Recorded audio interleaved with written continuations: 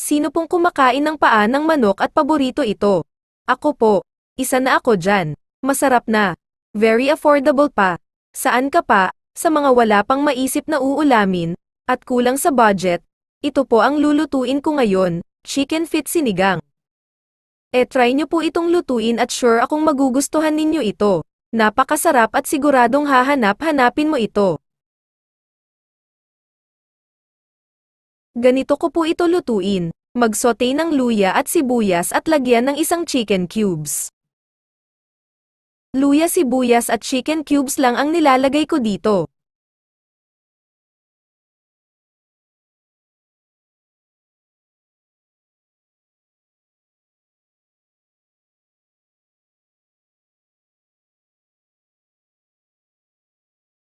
Kapag natunaw na ang chicken cubes, ilagay na ang paa ng manok, isangkot siya ng bahagya, at lagyan ng 3 cup ng tubig, at simmer ito ng hanggang 15 minuto.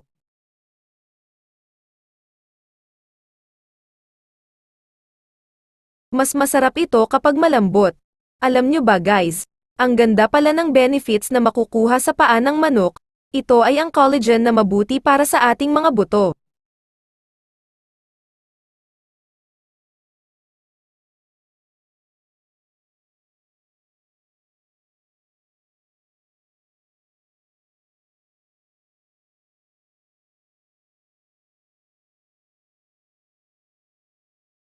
Simmer ito ng hanggang 15 minuto, at pagkatapos ilagay na ang patis. Sa paglagay ng patis ay depende sa inyong panlasa kung gaano kadami.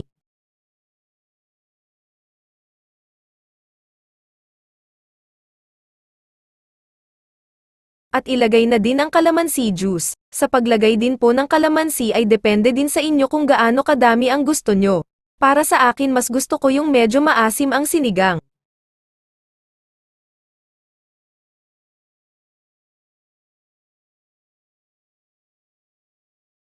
At muli itong simmer ng hanggang 10 minuto, at pagkatapos ng 10 minuto, ilagay na ang ating water spinach or kangkong, saglit lang itong pakuluan upang hindi ma-overcook ang kangkong.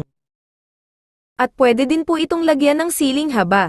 Nalimutan ko kasi bumili kaya wala akong nilagay.